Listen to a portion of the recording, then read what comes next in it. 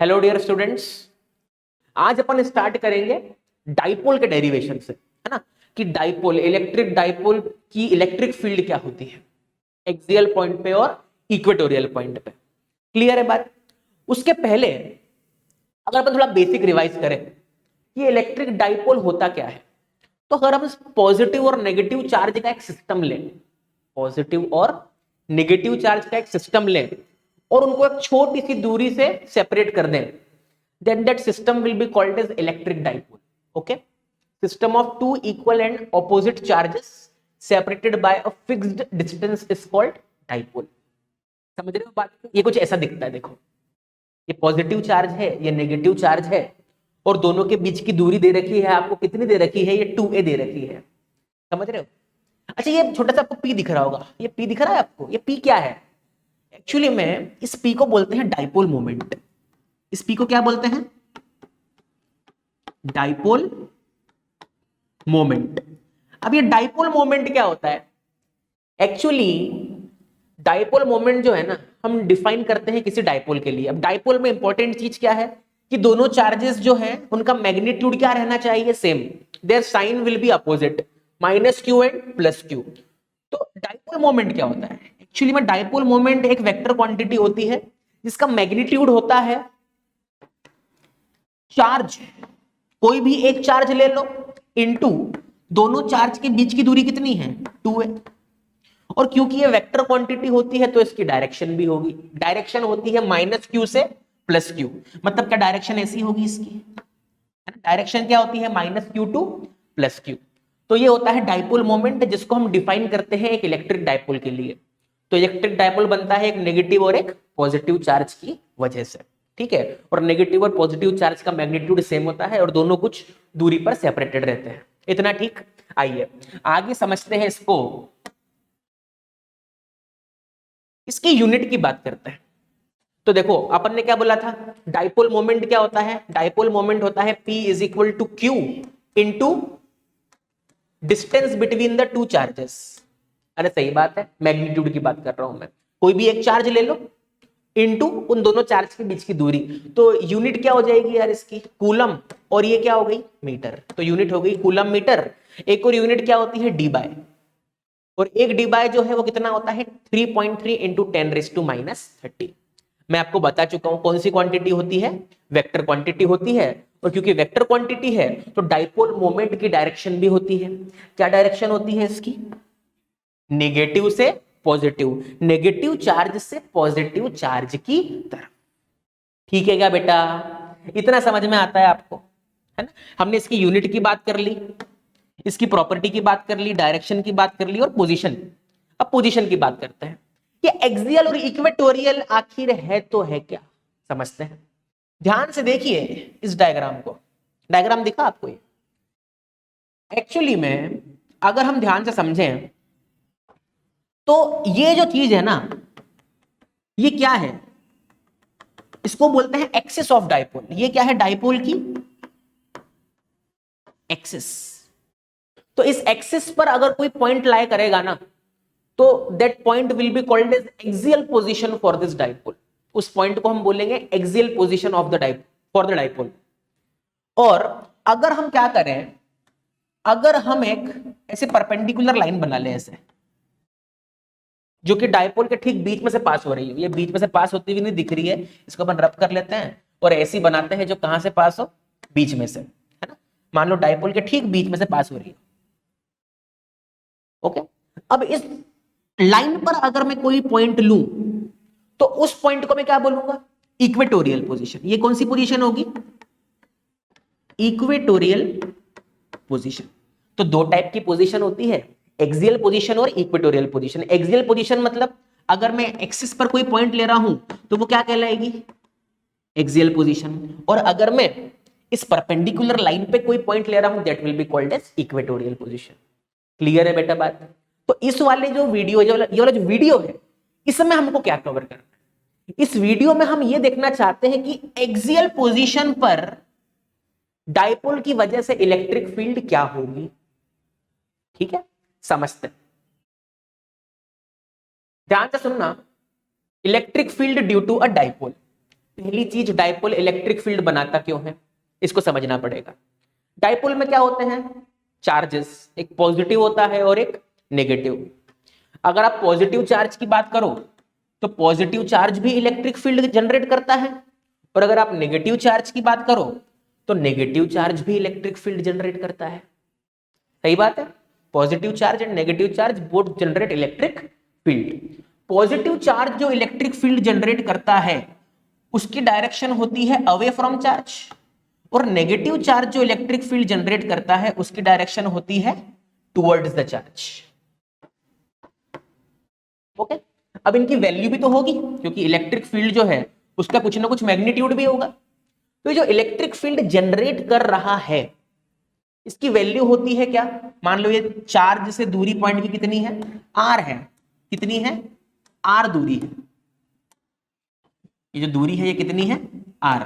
तो जो electric field है ना ये कितनी होती है, 1/4 पाई एप्सिलॉन नॉट, यानी कि के क्यू अपॉन में आर स्क्वायर। और ये जो negative charge electric field generate करता है वो नेगेटिव चार्ज की तरफ होती है। तो अगर इस पॉइंट की दूरी कितनी है, आर, तो इस इलेक्ट्रिक फील्ड की वैल्यू कितनी होगी बेटा, 1/4 पाई एप्सिलॉन नॉट, और साथ में क्या आ जाएगा, क्यू अपॉन में आर स्क्वायर। कई बार बच्चा बोलते हैं कि सर इसको माइनस क्यू क्यों नहीं लिया, एक्चुअली हम मैग्नीट्यूड निकाल रहे हैं ना, डायरेक्शन तो पता है हमको, डायरेक्शन टुवर्ड्स है। ठीक है, तो ये पॉजिटिव और नेगेटिव चार्ज दोनों इलेक्ट्रिक फील्ड जनरेट करते हैं, इसका मतलब एक डाइपोल भी क्या जनरेट करेगा, इलेक्ट्रिक फील्ड, है ना। जैसे पॉजिटिव चार्ज है तो पॉजिटिव चार्ज जो है ना अपने आसपास ऐसे इलेक्ट्रिक फील्ड जनरेट करता है, इनको बोलते हैं इलेक्ट्रिक फील्ड लाइंस। क्या बोलते हैं, इलेक्ट्रिक फील्ड लाइंस। और एक नेगेटिव चार्ज भी अपने आसपास क्या जनरेट करता है, इलेक्ट्रिक फील्ड, जिसको हम रिप्रेजेंट कैसे करते हैं, इलेक्ट्रिक फील्ड लाइंस।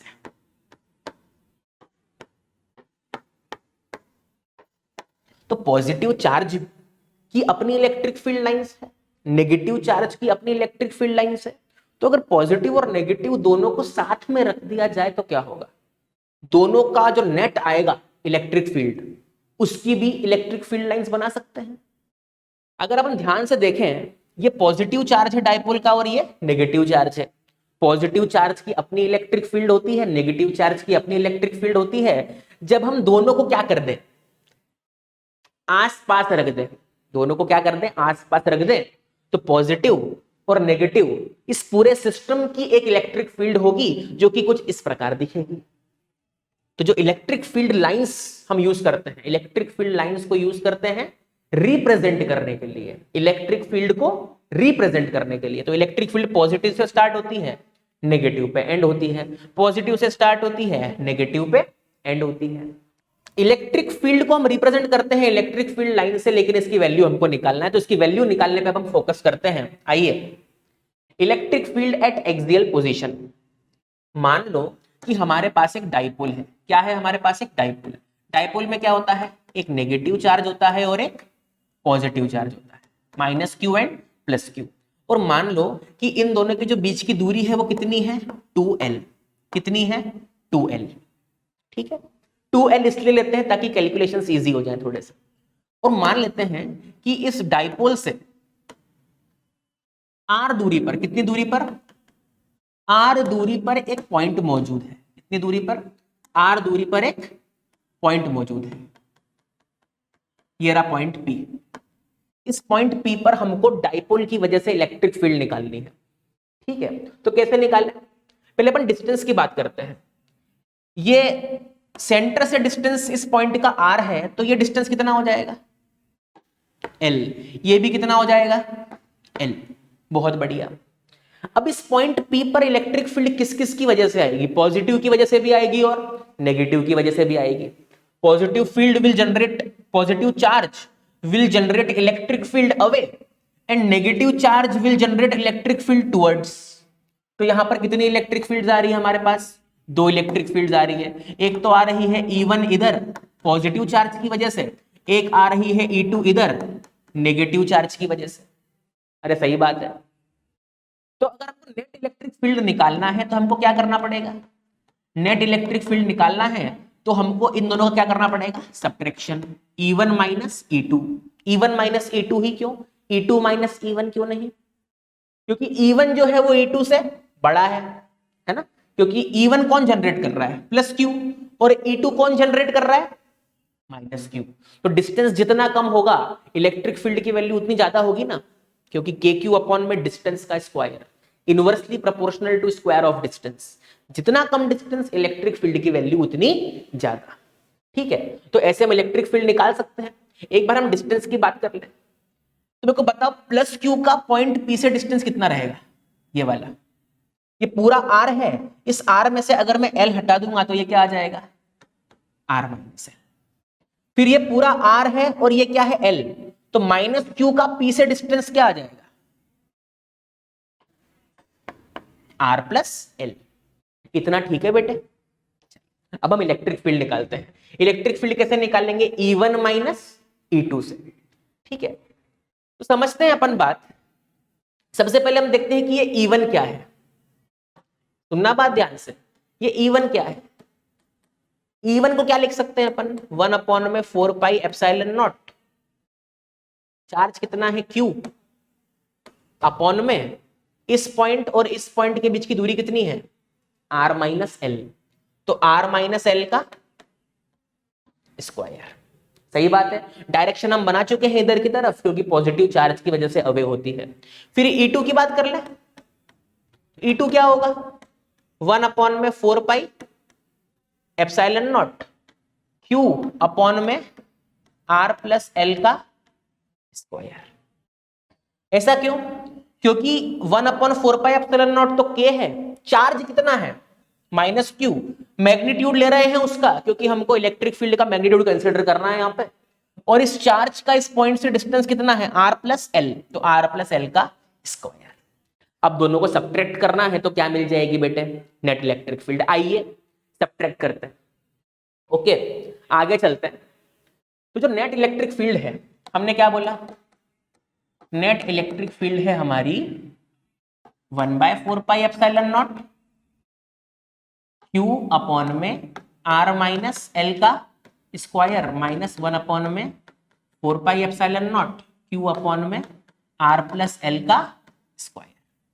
ठीक है, तो कॉमन ले लेते हैं यहाँ पे अपन, कितना, Q अपॉन में 4πε0।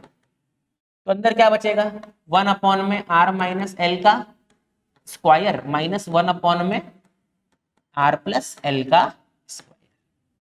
इतना ठीक है बेटा, है ना। अब एलसीएम ले लेते हैं। तो जब आप एलसीएम लोगे तो ये क्या आएगा, Q अपॉन में 4πε0 R प्लस एल का square minus R minus L का स्क्वायर अपॉन में R minus L into R plus L. अब R माइनस एल का भी स्क्वायर है और R प्लस एल का भी स्क्वायर है, इसका मतलब R minus L into R plus L पूरे का स्क्वायर। ठीक है, अब देखो क्या करेंगे, 1 Q अपॉन में 4πε0 क्या करोगे, squaring, a square plus b square plus 2ab। फिर यहां पर भी squaring, a square plus b square minus 2ab upon में a minus b into a plus b, R minus L into R plus L कितना हो जाएगा, R square minus L square, उसका भी होल स्क्वायर। बहुत शानदार। अगर आप ध्यान से देखो ना तो आपको ये R स्क्वायर और ये R स्क्वायर कैंसिल होता हुआ दिखेगा, क्योंकि बीच में माइनस है। ये L स्क्वायर और ये L स्क्वायर भी कैंसिल होता हुआ दिखेगा, क्योंकि बीच में माइनस है। लेकिन ये 2RL और ये माइनस 2RL, तो माइनस माइनस क्या हो जाएगा, प्लस। तो 2RL और 2RL कितना हो जाएगा, 4RL। तो आपको जो ई नेट दिखेगा बेटा, E net will be Q upon 4πε0 4RL upon में R square minus L square का होल स्क्वायर। इतना ठीक है। अब यहां पर एक छोटी सी कंडीशन लगती है कि if dipole is small, if dipole is very very small, short dipole. Short dipole का मतलब ये होता है कि दोनों चार्जेस के जो बीच की दूरी है ना, it is very very very very less. तो जो L है वो R के कंपैरिजन में क्या है, बहुत छोटा है, सही है। इसका मतलब जो L स्क्वायर है वो भी R के कंपैरिजन में बहुत छोटा, R स्क्वायर के कंपैरिजन में। तो इसका मतलब है कि R square minus L square को क्या हम नियरली R स्क्वायर भी लिख सकते हैं? हाँ लिख सकते हैं, क्योंकि L स्क्वायर जो है वो R स्क्वायर से इतना छोटा है कि उसको घटाओ या जोड़ो R स्क्वायर में कोई फर्क नहीं पड़ेगा। R स्क्वायर में आप L स्क्वायर जोड़ दो चाहे घटा दो, कोई फर्क पड़ने वाला नहीं है, because this term is very very small. तो हम क्या कर सकते हैं, हम यहां पर क्या लिख सकते हैं, इसकी जगह हम क्या लिख सकते हैं, R का स्क्वायर, है ना, मतलब इसकी जगह R का स्क्वायर लिख सकते हैं और उसका भी होल स्क्वायर। तो R की पावर कितना बन जाएगा, 4। ओके, तो ये चीज हमको क्या मिल जाएगी, फिर ये चीज हमको मिल जाएगी E net is equal to Q upon में 4 pi epsilon not 4 R L upon में R की पावर 4, क्यू अपॉन में 4 pi epsilon not 4 R L upon में R की पावर 4। तो अगर ध्यान से देखें तो हमने देखा E net is equal to 1 upon में 4 pi epsilon not Q R L upon में R की power 4, 4 R L upon R की पावर 4। तो ध्यान से देखो, एक R से एक R कैंसिल हो जाएगा, तो ई नेट कितना आएगा, E net will be Q upon 4 pi epsilon not 4L upon में R की पावर 3। अब मेरे को एक बात बताओ, ये माइनस क्यू था और ये प्लस क्यू था और दोनों के बीच की दूरी कितनी ली थी अपन ने, 2L। तो डाइपोल मोमेंट कितना होगा, Q इंटू 2L, सही बात है। तो ध्यान से देखो, यहां से इसको अपन ऐसा लिख सकते हैं, E net is equal to 2 into 2QL upon में 4 pi epsilon not R cube. और ये जो 2QL है ना, इसको क्या लिख सकते हैं, P, because P is the dipole moment. P क्या है बेटे, डाइपोल मोमेंट। तो ये कितना हो जाएगा, 2P अपॉन में 4 pi epsilon not R cube. आप चाहो तो K जो है K, उसको क्या लिख सकते हो, 1 अपॉन 4 पाई एप्सिलॉन नॉट। तो ये क्या बन जाएगा, 2kp बाय R क्यूब। तो एक्सियल पोजीशन पर जो इलेक्ट्रिक फील्ड आई है हमारी, एक्सियल पोजीशन पर वो कितनी आई है, 2kp बाय R क्यूब। तो अगर अपन पूरा कंक्लूजन करें एक बार, तो वो कंक्लूजन ये निकला कि हमारे पास एक डाइपोल था माइनस क्यू प्लस क्यू, है ना, और यहां से R दूरी पर, ये तो दूरी कितनी है 2L, and this L is very very very less than R। तो यहां से R दूरी पर अगर हम क्या निकालना चाहें, इस पॉइंट P पर इलेक्ट्रिक फील्ड, तो इलेक्ट्रिक फील्ड इधर आएगी नेट E एक्सियल, और उसकी वैल्यू कितनी होगी 2kp by R cube, where K is equal to 1 upon में 4 pi epsilon naught, and P क्या होगा बेटे, P will be the dipole moment. Clear है क्या बात। तो आज अपन ने किसकी बात करी, इलेक्ट्रिक फील्ड निकाली अपन ने डाइपोल की एक्सियल पोजीशन पे। अब नेक्स्ट टाइम नेक्स्ट डेरिवेशन में अपन बात करेंगे electric field at equatorial position, ठीक है। तो आप क्या करा करो, आप रेगुलर नोट्स बनाया करो डेरिवेशन के, ठीक है। तो you will not miss any derivation, you will cover all the derivation, okay. And this is a systematic process to proceed, एक अच्छी प्रोसेस है आगे बढ़ने के लिए, ठीक है। और आप सब्सक्राइब बटन को क्लिक करें, बेल आइकन को दबाएं, ताकि you will not miss any of the derivation, ताकि आप कोई डेरिवेशन मिस ना करें। अगर आप सिस्टमेटिकली सीरीज को फॉलो करेंगे, then you will score very good marks in your board examination, okay. तो हम नेक्स्ट वीडियो में मिलते हैं, तब तक के लिए थैंक यू।